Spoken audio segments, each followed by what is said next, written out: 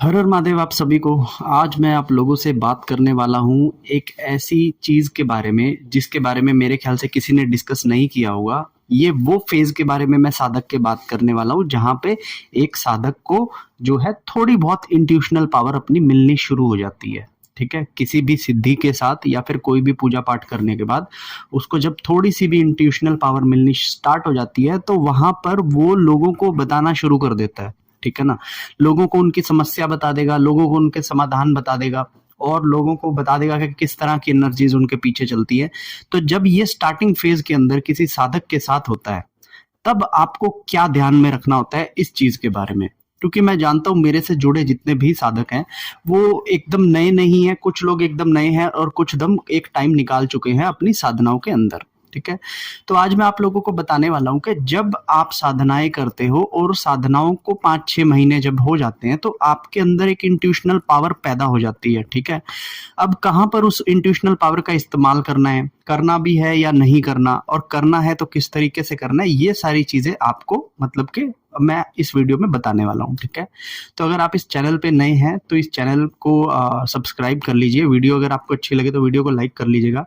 ठीक है, और अगर आपका कोई क्वेश्चन हो मेरी वीडियो से रिलेटेड तो आप मुझे पूछ लीजिएगा कमेंट कर कर। ठीक है, अब मैं स्टार्टिंग से आपको बताता हूँ कि क्या होता है कि जब हम किसी भी देवता की साधना करते हैं, हनुमान जी की करते हैं, महादेव की करते हैं, माँ काली की करते हैं, नरसिम्हा जी की करते हैं, भैरव जी की करते हैं, या फिर किसी भी पीर पैगंबर की जब हम एक साधना करते हैं तो साधना करने के कुछ समय के बाद, मतलब कि अप्रोक्स जैसे 2-3 साधनाएं आप लोगों ने कर दी तो कुछ समय के बाद आपके अंदर एक इंट्यूशनल पावर पैदा हो जाएगी। ठीक है, और आप देखेंगे कि आप जब भी किसी चीज के लिए गैस करते हैं तो वो गैस आपके हमेशा राइट निकलने लगते हैं। ठीक है, जब भी आप किसी के घर जाते हैं तो उनके घर की एनर्जीज कैसी हैं, उनके घर में समस्याएं क्या आ रही हैं, इस तरह की चीजें आप लोग पहले ही गैस करना शुरू कर देते हैं। और सबसे बड़ी हैरानी की बात ये होती है कि वो सारी चीजें आपकी एकदम एक्यूरेट निकलती हैं। ठीक है, और जब आप ये चीज करनी शुरू करते हैं तो आपको एक तो अच्छा बहुत लगता है कि वाह यार हमारी भी कुछ इंट्यूशनल पावर जाग गई है, और आपको लगता है कि मेरी सिद्धि जो है वो बन गई है, तो मैं लोगों को बताने के लिए समर्थ में हो गया हूँ। ठीक है, दूसरी चीज ये होती है कि मतलब मेरे साथ भी ये चीज रही है कि जब मैंने लोगों को बताना शुरू किया था तो लोग हैरान होते थे कि ये लड़का हमारे बारे में किस तरह से बता देता है। तो ये सुन के ना मुझे बड़ा ही मतलब कि एक्साइटमेंट होती थी, मुझे बड़ा अच्छा लगता था कि चलो मैं किसी काम तो आ रहा हूँ। लेकिन इन सब चीजों के पीछे जो ड्रॉबैक्स थे मैंने उसके बारे में कभी ना सुना था, ना ही मुझे पता था, ना ही किसी वीडियो में, ना ही किसी बुक्स में, ना ही किसी के गुरु के मुंह से मैंने ये ड्रॉबैक्स सुने थे जो मैं आज अपने मुंह से आप लोगों को एक्सप्लेन करने जा रहा हूँ। ठीक है, तो होता ये है कि सबसे पहले जैसे जैसे हम साधनाएं करते हैं हमारे अंदर हमारा जाप और हमारा जो भी प्रैक्टिसेस हम कर रहे हैं, हम खाना छोड़कर फलाहार पे हैं या फिर हम कोई सेवा कर रहे हैं, सुबह 4 बजे उठ के ब्रह्म मुहूर्त में जाप कर रहे हैं, फास्ट कर रहे हैं, कोई भी ऐसी प्रैक्टिस जब हम कर रहे हैं तो हमारे अंदर उस पूजा के कुछ तत्व हमारे शरीर के अंदर बैठने शुरू हो जाते हैं। ठीक है, अब हमारी जो आत्मा है वो एक आम आत्मा नहीं रहती, क्योंकि उसके अंदर धीरे धीरे प्रकाश जो है वो बढ़ता जाता है। ठीक है, अब प्रकाश बढ़ जाता है तो हमारा जैसे जैसे हमारे जो कुंडलिनी के चक्र होते हैं उनके ऊपर जब एनर्जीज का फ्लो गिरता है तो वो भी रोटेट करते हैं। तो स्टार्टिंग के फेज में लोगों को आंसू आते हैं, जुमाइयां आती हैं ना, क्योंकि ये स्टार्टिंग फेज में है और ये क्या चल रहा है अभी, सफाई चल रही है, क्योंकि जैसे जैसे चक्र घूमेगा वैसे वैसे वो मलिनता को बाहर फेंकेगा।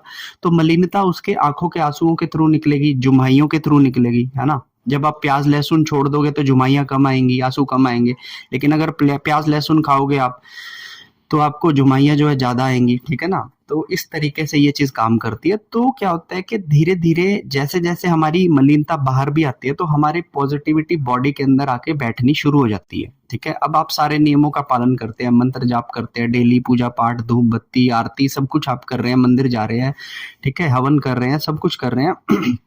अब क्या हुआ कि आपके बॉडी के अंदर किसी चीज ने, किसी सिद्धि ने, या फिर मैं कहूंगा कि देवीय तरंग ने एक स्थान बना लिया। ठीक है, अब स्थान बनने का मतलब क्या होता है कि देवता की तरंग आपके बॉडी के किसी एक पर्टिकुलर पार्ट पे ही आके गिरेगी। ठीक है, अगर मान लीजिए कि वो आपके कर्ण पर आ रही है तो कर्ण पर ही आएगी, अगर वो आपके हार्ट चक्रा पे आ रही है तो हार्ट चक्रा पे ही आएगी, तो वो आना शुरू कर देती है रेगुलर।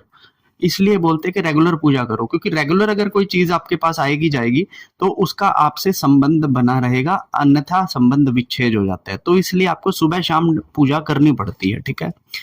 अब क्या हुआ कि जैसे वो सिद्धि आपके पास आने लगी तो वो सिद्धि भी आपके शरीर के साथ, आपके स्वभाव के साथ फैमिलियर होने लग गई, ठीक है। और क्या होता है कि जब हम देवताओं की पूजा करते हैं तो देवताओं के दूत तो हमारे सराउंडिंग में रहते ही हैं। तो जब भी हम पूजा करते हैं तो देवताओं के दूत जो है हमारे शरीर का कार्मिक मतलब साइकिल को भी खत्म कर रहे होते हैं और हमारे शरीर की एनर्जीज को भी सेट कर रहे होते हैं, ठीक है ना। तो अब क्या होता है कि हमारे जब रेगुलर ऐसा हमारी बॉडी के अंदर सिद्धि आती है, देवता की तरंग आनी हल्की हल्की स्टार्ट हो जाती है, तो हम लोगों के अंदर एक इंट्यूशनल पावर जाग जाती है, because of the Siddhi, because of the देवता की तरंग, ठीक है। अब तरंग जागने लग जाती है तो हम लोग क्या करते हैं, जब तरंग जागती है तो हम लोगों के बारे में गैस करना शुरू कर देते हैं। फॉर एग्जाम्पल, जैसे मेरा एक दोस्त है, ठीक है तो वो मेरा दोस्त है, लेकिन मुझे पता लगता है कि वो मेरे पीछे से मेरी बुराई करता है, ठीक है। और जब भी वो मुझे लेकर कोई कमेंट करता है तो वो थोड़ा सरकास्टिकली मुझे कमेंट करता है, लेकिन मैं उसको एज ए फ्रेंड ले लेता हूँ, तो मुझे वो समझ नहीं आता। लेकिन अब मुझे वो समझ आने लग गया कि वो मुझसे कहाँ पर चिढ़ता है। अब मुझे ये समझ आने लग गया कि उसको मुझसे गुस्सा क्यों आता है। अब मुझे समझ आता है कि वो पीठ पीछे बुराई क्यों करता है, ठीक है। और जब ये चीज बाय इंट्यूशंस मुझे पता लगती है तो अब मैं उस दोस्त से कटना शुरू कर देता हूँ, ठीक है। नंबर एक, कई बार क्या होता है कि कई बार हमारे पास कोई ऐसा भाई बंधु आ जाता है जिसके साथ कोई दुख होता है। अब हम जब उससे बात करते हैं तो वहां पे हमारी इंट्यूशन बताती है सामने वाले के बारे में, ठीक है। जैसे फॉर एग्जांपल मेरे पास एक लेडीज आई थी, ठीक है, मेरी फैमिली में थी, तो उसने अपनी बातें मुझे बतानी शुरू की। तो मैंने उससे कहा कि नहीं तेरे ना मतलब इस वजह से घर में कलेश नहीं हो रहा। तो मैंने कहा तू ना मतलब कि जैसे सुबह झाड़ू लगाती है ना, तो झाड़ू का कचरा अपने मेन गेट के पास रख देती है, तुझे लगता है कि जो काम वाली आएगी वो उठाएगी, लेकिन वो उठता नहीं है और तू काम पे चली जाती है, तो तेरे पीछे ना मलिनता ही जाती है, इसलिए तेरे काम नहीं बनते। अब ये चीज मुझे पता भी नहीं थी उनके घर में ऐसा होता है, लेकिन उसने एग्री किया कि कहती हाँ मैं सुबह उठ के थोड़ा झाड़ू लगा के दरवाजे की चौखट पे कर देती हूँ, फिर वो काम वाली आती है 8-9 बजे, वो अपने आप उठा के साइड में कर देती है। लेकिन वो जब काम पे जाती है तो वो कूड़ा बाजू में पड़ा होता है, और जब वो बाजू में पड़ा होता है ना तो कोई भी पॉजिटिव पावर उसके पीछे नहीं जाती। इस चीज का मुझे इंट्यूशन आ गया। हालांकि वो बहुत देख रही थी मेरे काम में क्या गड़बड़ी हो रही है, उसकी जॉब में दिक्कत क्यों आ रही है, लेकिन रीजन वो मैंने निकाल कर उसको बताया, ठीक है। इसी तरह से क्या होता है कि जब हम किसी के भी दुख के बारे में सुनते हैं या फिर किसी के भी घर के अंदर जाते हैं तो उस घर के अंदर चल क्या रहा है ये हमें पता लगता है, ठीक है। फॉर एग्जाम्पल मान लीजिए किसी के घर गए, वहां पर उनके घर में अगर कलेश चल रहा है ना, तो हमें वाइब्स आएंगी, हमारा बॉडी ना शिवर करेगा वहां पे बैठ के, तो हम समझ जाएंगे कि यहाँ पे कुछ अबनॉर्मल एनर्जीज है जो हमारे ऑरा को भेदने की कोशिश कर रही है। अब उसके घर बैठने का मन नहीं करेगा। हम जैसे ही उसके घर से बाहर आएंगे सब नॉर्मल हो जाएगा, शिवरिंग बंद हो जाएगी, वाइब्रेशन हट जाएगी, लेकिन जैसे ही उसके घर में जाएंगे ये वाइब्रेशन फिर से चालू हो जाएगी। तो हम लोगों को डेफिनेटली पक्का हो जाता है कि भैया तुम्हारे घर के अंदर कोई तो समस्या है, ठीक है। अब क्या होता है कि ये चीजें जब एक साधक, ये सारी चीजें जब एक साधक दुनिया को बताना शुरू करता है, तो क्योंकि वो फॉलो कर रहा है कुछ ऐसे लोगों को जो ऑलरेडी दूसरों को बताते हैं, तो वो भी ट्राई करना शुरू कर देता है दूसरे दो लोगों के साथ कि मैं इनको भी जो है ये सारी बातें बताऊं। अब ट्राई करने से क्या हो जाता है कि सबसे पहले तो वो सिद्धि जो थी, जिस तरंग का वो इस्तेमाल कर रहा है वो एक अपूर्ण तरंग है, ठीक है। उसका इस्तेमाल आपको नहीं करना है, क्योंकि जब तक कोई चीज संपूर्ण रूप से ना बन जाए उसके बारे में जिक्र करना या फिर उसकी शक्तियों का इस्तेमाल करके दूसरों की सहायता करने की कोशिश करना, ये गलती आप कभी मत कीजिएगा। मैं मानता हूं जब आप लोगों के बारे में बताते हैं तो आपको भी श्योरिटी मिलती है कि मैं जो बोल रहा हूं वो एकदम सही बात है, और सामने वाला भी आपकी तरफ आकर्षित होता है कि यार ये तो मेरे बारे में पूरी पूछा दे रहा है, सही चीज बता रहा है, तो अच्छा लगता है। लेकिन आपको ये काम नहीं करना, क्योंकि जब आप अभी से इस शक्ति का इस्तेमाल शुरू कर देंगे, अभी तक वो सिद्धि पूरे तरीके से बनी नहीं है, अभी तक वो तरंग पूरे तरीके से आपके बॉडी के अंदर आई नहीं है, जब आप इन चीजों का इस्तेमाल शुरू कर देंगे तब समय से पहले ही नेगेटिविटी आपके ऊपर आक्रमण करना शुरू कर देगी, और जो थोड़ी बहुत तरंग आपके पास आती थी वो या तो खत्म हो जाएगी, जो थोड़ी बहुत इंट्यूशनल पावर्स आपके पास आती थी वो एकदम से दब जाएगी। फिर आप गुरु की तलाश करेंगे, फिर आप मंत्रों की तलाश करेंगे, फिर आप देवता के सामने अर्जियां लगाएंगे और आपकी सारी चीजें विफल होती जाएंगी। दूसरी चीज, जब आप दूसरे की पूछा देते हैं, जब आप दूसरे के बारे में बताते हैं, जब आप दूसरे के दुख को उसके सामने बताना शुरू करते हैं, तो अभी तक यूनिवर्स ने आपको इस चीज की अलाउंस नहीं दी है। गद्दी लगाने वाले, पूछा देने वाले, इवन मैं भी काम करता हूँ, तो हम लोग भी पहले अपने देवता से इजाजत लेते हैं कोई भी इंफॉर्मेशन देने से पहले, कोई भी सामने वाले के दुख के उपाय देने से पहले, सामने वाले को उसके बारे में बताने से पहले हमारे देवता का हमारे साथ एक एग्रीमेंट है, जिसमें हम पहले देवता से प्रार्थना करते हैं कि प्रभु क्या मुझे इसकी मदद करनी चाहिए या नहीं करनी चाहिए। ठीक है। अब आपने बिना इंटेंशन के सिर्फ प्रैक्टिस करने के लिए, ट्राई करने के लिए इन चीजों को करना शुरू कर दिया और आपको यहाँ पर अपनी पावर से हाथ धोना पड़ा। ठीक है। तीसरी चीज, जब आप बिना किसी एक्सपर्टाइज के अपनी शक्तियों का इस्तेमाल शुरू कर देते हैं, तो जो बॉडी के अंदर सात्विकता आपके भरनी थी, जो पावर का घड़ा आपके अंदर भरना था, वो घड़े का पानी तो आप साथ के साथ यूज करते जा रहे हो, तो आपका घड़ा कभी भरेगा नहीं। अब मान लीजिए किसी एक सिद्धि को पकने के लिए 3 घड़े पानी चाहिए। जब आप जाप करते हैं तो सपोज कीजिए कि कोई थोड़ा थोड़ा पानी आपके घड़े में भरता जाता है, अब आपको 3 घड़े भरने हैं, लेकिन अब आपका प्रोसेस क्या हो गया, आपको एक तो मजा आने लगा दूसरों की पूछा देख के, दूसरों के बारे में जान के मजा आने लगा, आप अपनी शक्ति का इस्तेमाल करने लगे, आप उस वाटर का इस्तेमाल करने लगे जो आपके घड़े में रोज भरता है सुबह शाम। अब जब आप डेली उस घड़े से पानी इस्तेमाल कर लेंगे तो वो घड़ा कभी भरेगा ही नहीं। अब आपको जहां 3 घड़े चाहिए थे वहां पे आपके एक घड़ा भी भरने में नहीं आ रहा, तो एक सिद्धि जो 3 महीने में बननी थी वो 1.5 साल ले लेगी। ठीक है ना। तो सिद्धि को बनने में समय लगता है, जैसे जैसे आपका शरीर पकता है, जैसे जैसे सब्जी धीरे धीरे उगती है, पकती है, उसी तरीके से आपकी सिद्धि भी आती है। तो वो पहले बिल्कुल बेबी सिद्धि आएगी, वो बताएगी, सब कुछ करेगी, खेलेगी, हंसेगी, सब कुछ करेगी, लेकिन उसका इस्तेमाल नहीं करना, बच्ची सिद्धि से काम नहीं कराना।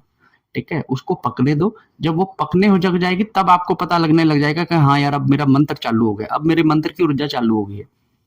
ठीक है ना। तो धीरे धीरे करके आपकी सिद्धियों में जब पावर आएगी, आपके इंट्यूशंस में जब स्ट्रांग हो जाएंगे, आप देखना आप 2 लोगों के इंट्यूशन पावर से सही बता दोगे, तीसरे का आप सही कभी बता ही नहीं पाओगे। कारण क्योंकि आपका घड़ा तो अभी पूरा भरा नहीं था, जितना आपके पास जब तब से जो थोड़ी एनर्जी आई थी उसका इस्तेमाल आप लोगों ने कर लिया। अब आप लोगों ने इस्तेमाल कर लिया तो अब आप तीसरे की पूछा आप दे ही नहीं पा रहे, तो बस ब्लॉक हो गया आपका सारा खत्म। अब शाम को फिर बैठोगे, फिर पूजा करोगे, फिर थोड़ा सा जल आएगा, फिर उससे कुछ लगा लोगे, लेकिन जब आप इन चीजों का इस्तेमाल दूसरों के लिए ही करते जाएंगे तो आपकी चीजें कब पकेंगी। समझ रहे हो मेरी बात। तो इसलिए मैं कहता हूं कि जब भी आपको कोई ऐसे इंट्यूशनल पावर्स आने लगे स्टार्टिंग के अंदर, तो आप लोगों की भलाई करने में मत लग जाइएगा। जब समय आएगा प्रभु आपको अपने आप आशीर्वाद दे देंगे कि अब आप लोगों की भलाई कर सकते हो। अन्यथा आप जब इन चीजों की भलाई करते हो तो आप एक टारगेट बन जाओगे नेगेटिविटी के, और खुदा ना खास्ता अगर कुछ ऐसा सामने वाले के घर में कुछ नेगेटिव हुआ तो वो उनको छोड़कर आपके ऊपर आ जाएगा, क्योंकि आप जब तब कर रहे हो और उसका आपका जब तब की जरूरत उस चीज को भी है।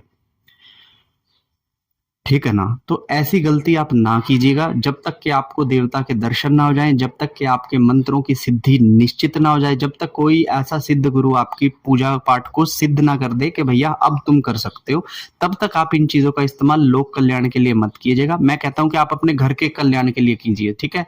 आप घर के अंदर जितने लोग रहते हैं उनके लिए कीजिए, दोस्तों के लिए मत कीजिए, रिश्तेदारों के लिए मत कीजिए, या फिर जो लोग आपके फैन हो चुके हैं उन लोगों के लिए इन सिद्धियों का इस्तेमाल करके अपनी पावर को वेस्ट ना कीजिएगा।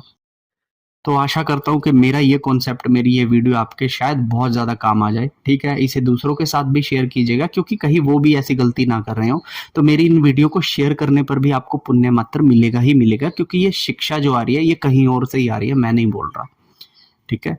तो वीडियो अगर आपको अच्छी लगे तो वीडियो को लाइक कीजिएगा, चैनल को सब्सक्राइब कीजिएगा और दूसरों के साथ शेयर कीजिएगा। और अगर आपका मेरे से कोई भी क्वेश्चन है तो या तो आप मुझे इंस्टाग्राम पे डीएम कीजिए, या फिर आप मुझे यूट्यूब में कमेंट के थ्रू आप बता सकते हैं। ठीक है। तब तक के लिए हर हर महादेव।